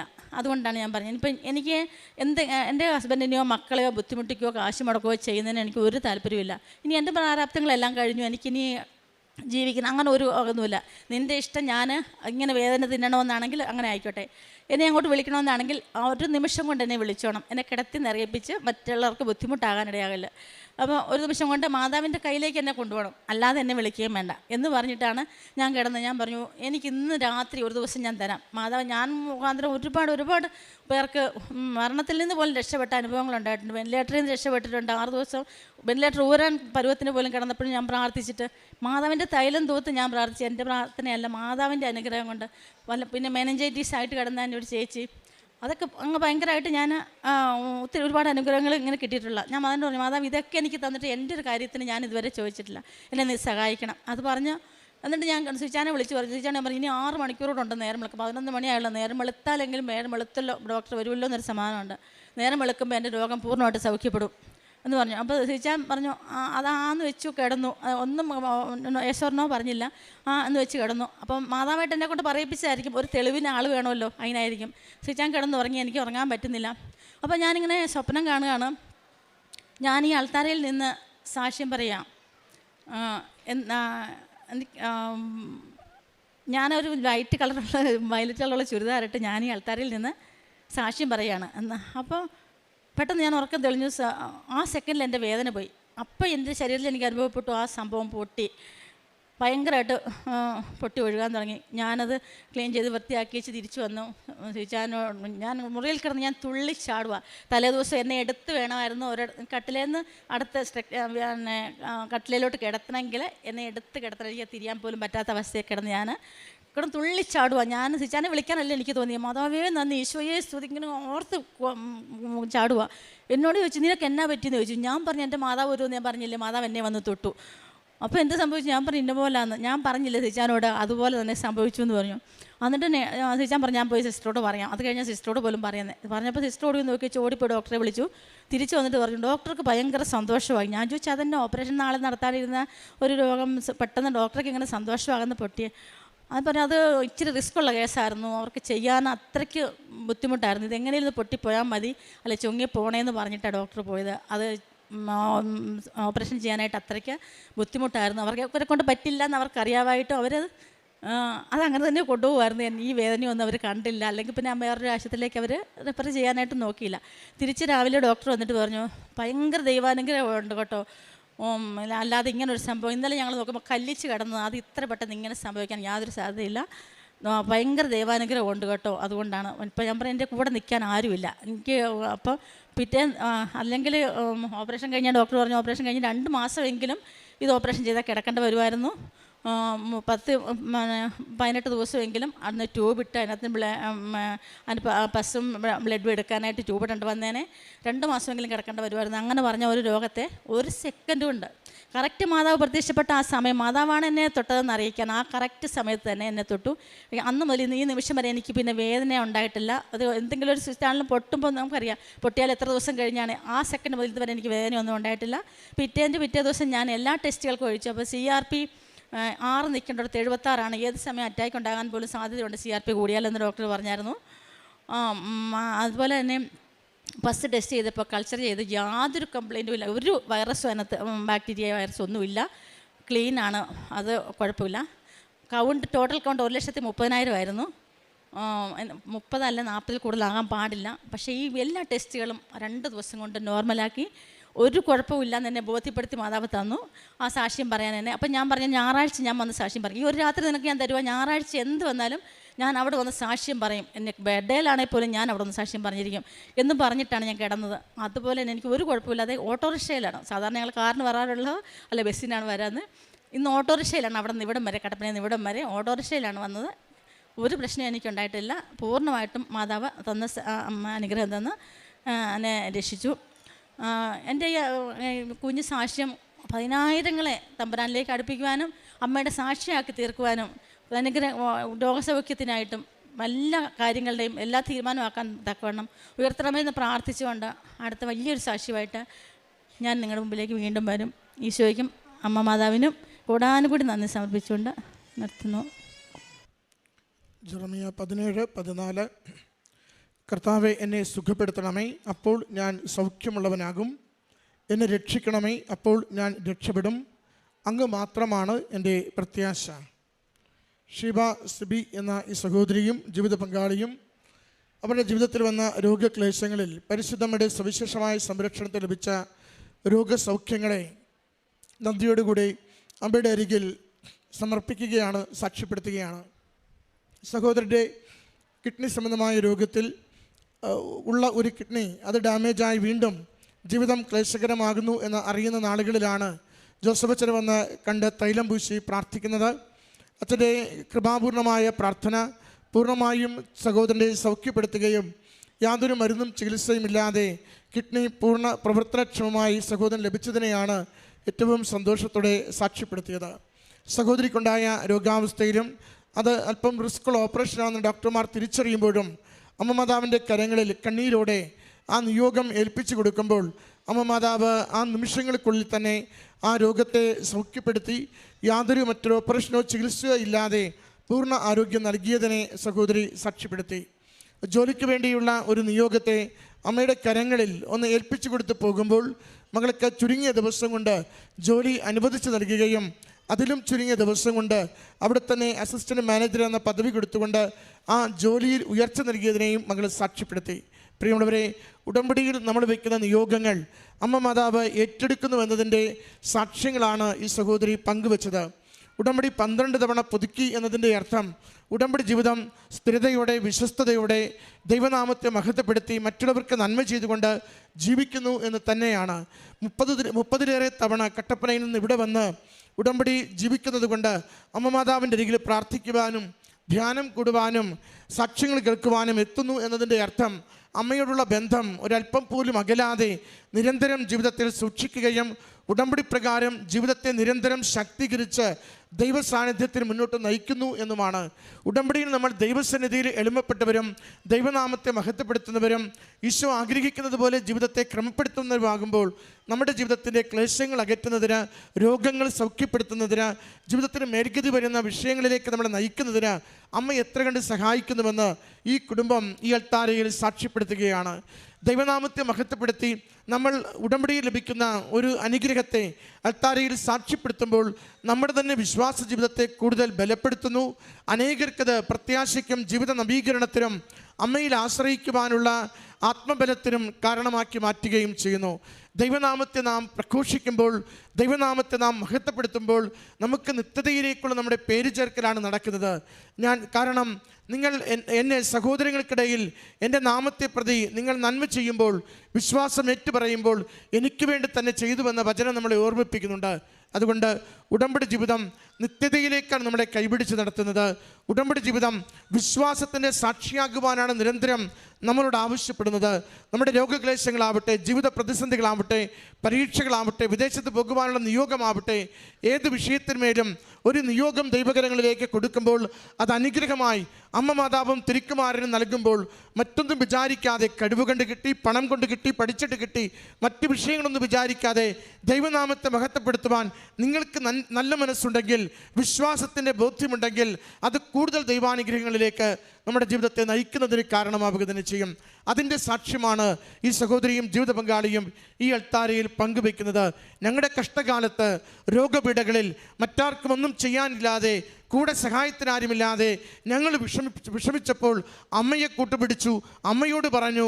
അമ്മ ഞങ്ങളുടെ ജീവിതത്തെ സംരക്ഷിക്കുകയും രോഗത്തെ സൗഖ്യപ്പെടുത്തുകയും ജീവിതത്തിന് മേൽഗതി നൽകി ഞങ്ങളെ സഹായിക്കുകയും ചെയ്തുവെന്ന ഈ കുടുംബത്തിൽ ലഭിച്ച ഈ അനുഗ്രഹങ്ങൾക്ക് അമ്മ മാതാവിനും തിരുക്കുമാരനും നന്ദി പറഞ്ഞുകൊണ്ട് കരങ്ങളടിച്ച് ഈ സാക്ഷ്യം നമുക്ക് സമർപ്പിക്കാം.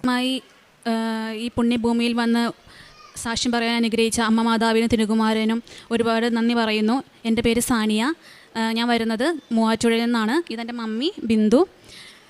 ഞാൻ ആദ്യമായിട്ട് ഉടമ്പടി എടുക്കുന്നത് 2024 ആഗസ്റ്റ് 13 ഉടമ്പടി എടുക്കുമ്പോൾ എനിക്ക് ആദ്യമായിട്ട് എനിക്ക് അങ്ങനെ വലിയ വിശ്വാസമൊന്നും ഉണ്ടായിരുന്നില്ല.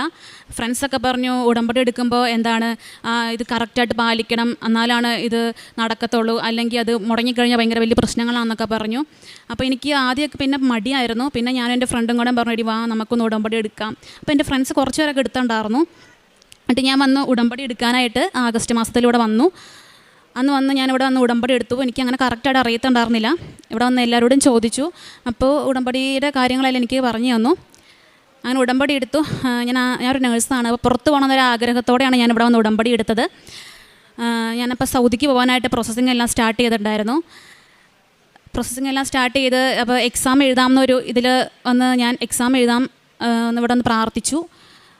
2 മാസം ഞാൻ ഉടമ്പടി കറക്റ്റായിട്ട് പാലിച്ചു. പിന്നെ ഞാൻ ഉഴപ്പി, ഒരു 6 മാസത്തോളം ഉടമ്പടി ഉഴപ്പി. അത് കഴിഞ്ഞിട്ട് ഞാൻ ഇവിടെ വന്ന് പുതുക്കി, 1-ാം പുതുക്കൽ പുതുക്കി കഴിഞ്ഞ് ഇവിടെ അച്ഛനെ വന്ന് കണ്ടായിരുന്നു. അപ്പോൾ ഇവിടെ വന്ന് പറഞ്ഞിട്ടുണ്ട് മാതാവ് എന്നെ കാത്തോളും. അങ്ങനെ ഓർത്ത് ഞാൻ എക്സാം എഴുതി. എക്സാമിന് പോയി. എനിക്ക് ഒരു നല്ലൊരു പ്രതീക്ഷ ഉണ്ടായിരുന്നു, ഞാൻ പാസ്സാവും, ഇവിടെ വന്ന് പ്രാർത്ഥിച്ചല്ലോ എല്ലാം നടന്നു കിട്ടും എന്നൊരു പ്രതീക്ഷ എനിക്കുണ്ടായിരുന്നു. ഞാൻ റിസൾട്ട് വന്നപ്പോഴത്തേക്കും എൻ്റെ ഫ്രണ്ട്സ് എല്ലാവരും പാസ്സായി, ഞാൻ തോറ്റു. അപ്പോൾ എനിക്ക് ഭയങ്കര സങ്കടമായിരുന്നു. ഞാൻ ഒരിക്കലും പ്രതീക്ഷിച്ചില്ല ഞാൻ തോക്കൂ എന്നുള്ള കാര്യത്തിൽ. എനിക്ക് പരീക്ഷ വലിയ കുഴപ്പമൊന്നും ഉണ്ടായിരുന്നില്ല, നിസ്സാര മാർക്കിനാണ് ഞാൻ പോയിട്ടുണ്ടായിരുന്നത്. അപ്പോൾ ഞാൻ ഭയങ്കര കരച്ചിലായിരുന്നു. ഞാൻ ആദ്യം മമ്മിയോടും പപ്പയോടും ഒന്നും പറഞ്ഞിട്ടുണ്ടായിരുന്നില്ല തോറ്റ കാര്യം. പിന്നെ പൈസ രണ്ടാമത് എടുക്കാനുണ്ടായിരുന്നില്ല. അതിട്ട് എൻ്റെ കൂട്ടുകാരിയുടെ എന്ന് അപ്പോൾ അവൾ പൈസ തന്നു. എടി നീ രണ്ടാമത് ഒന്നോടെ ഒന്ന് എഴുതി നോക്ക്, കിട്ടും എന്ന് അവൾ എനിക്ക് പറഞ്ഞു. എനിക്ക് പൈസ ഇട്ട് തന്നു. ഞാൻ എന്നിട്ട് ഡേറ്റ് ഉണ്ടോ എന്ന് അറിയാൻ വേണ്ടി വിളിച്ച് ചോദിച്ചപ്പോഴത്തേക്കും എന്നോട് പറഞ്ഞു ഒരു ഡേറ്റ് ഉണ്ട്, വേഗം തന്നെ ബുക്ക് ചെയ്യുവാണെങ്കിൽ കിട്ടും എന്ന് പറഞ്ഞു.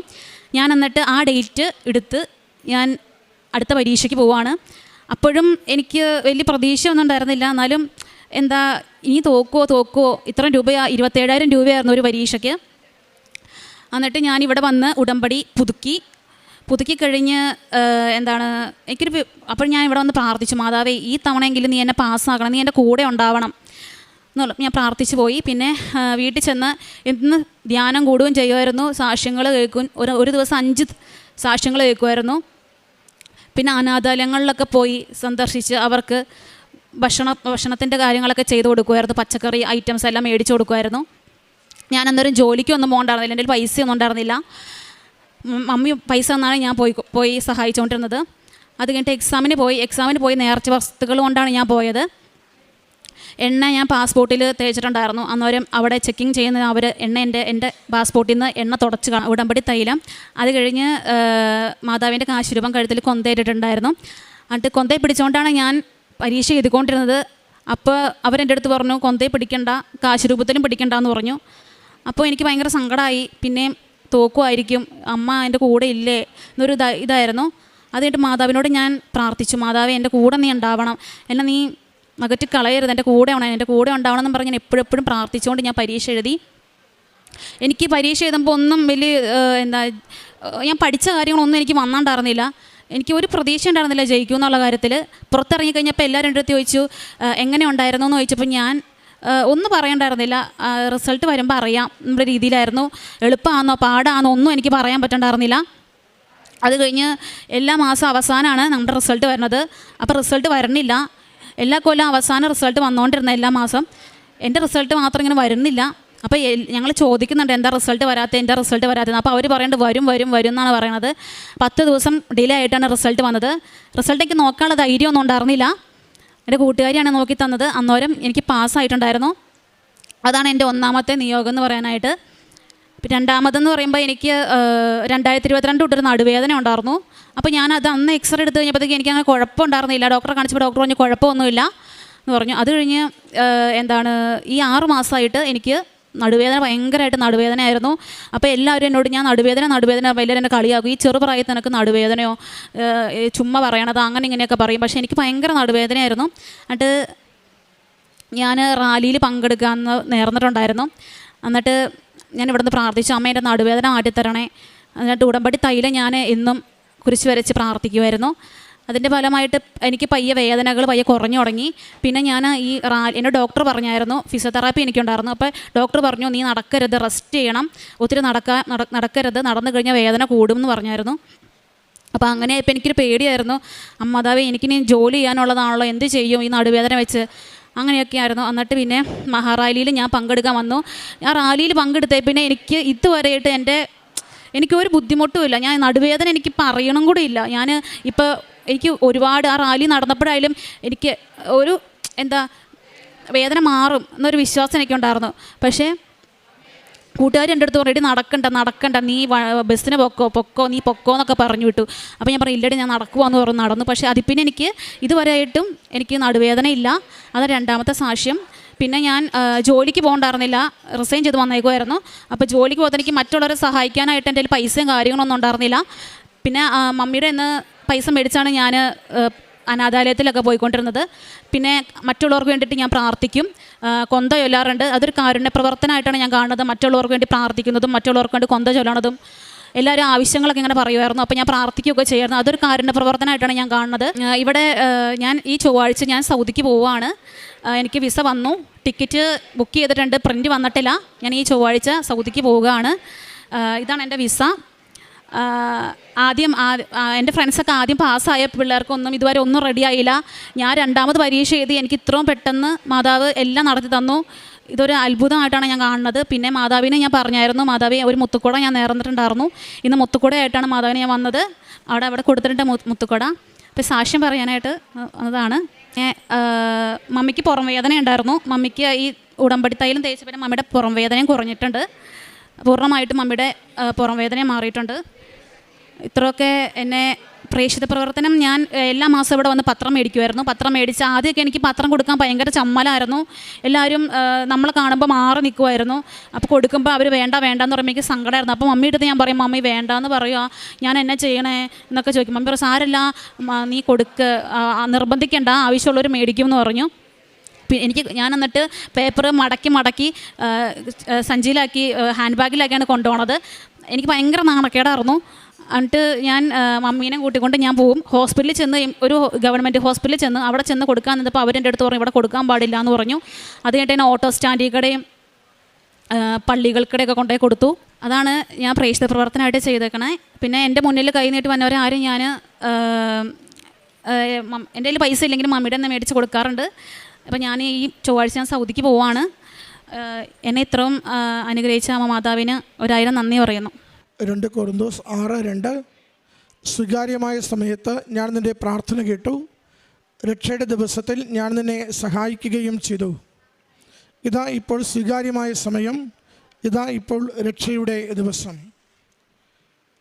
സനിയ സജി എന്ന ഈ മകൾ തൻ്റെ ഉടമ്പടി ജീവിതത്തിൽ ലഭിച്ച ദൈവാനുഭവങ്ങളെ അമ്മയുടെ തിരുനടയിൽ സന്തോഷത്തോടെ സാക്ഷ്യപ്പെടുത്തുന്നു. മകൾ പറയുന്നുണ്ട്, സൗദിയിൽ പോകുവാൻ പ്രോമെട്രിക് എക്സാം പഠിക്കുന്ന കാലത്ത് മറ്റുള്ളവർ പറഞ്ഞിട്ടാണ് ഉടമ്പടി ജീവിതത്തിലേക്ക് വരുന്നത്. മകളുടെ സാക്ഷ്യത്തിൻ്റെ ഒരു പ്രശ്നം ആദ്യം മുതൽ മകൾക്ക് ഉടമ്പടി ജീവിക്കാൻ പറ്റുമോ ഇല്ലയോ എന്നുള്ള സംശയമാണ്. അതുകൊണ്ട് തന്നെ ഉടമ്പടി എടുക്കണോ വേണ്ടയോ എന്ന സംശയത്തിലാണ് അമ്മയുടെ അരികിൽ എത്തുന്നതും. വാസ്തവത്തിൽ ഉടമ്പടിയിലൂടെ എന്താണ് നമ്മോട് അമ്മ മാതാവ് പറയുന്നതും, എന്താണ് ഉടമ്പടി നമ്മളിൽ നിന്ന് ആവശ്യപ്പെടുന്നതും? നമ്മൾ അല്പം കൂടി വിശുദ്ധിയോടെ ജീവിക്കണം.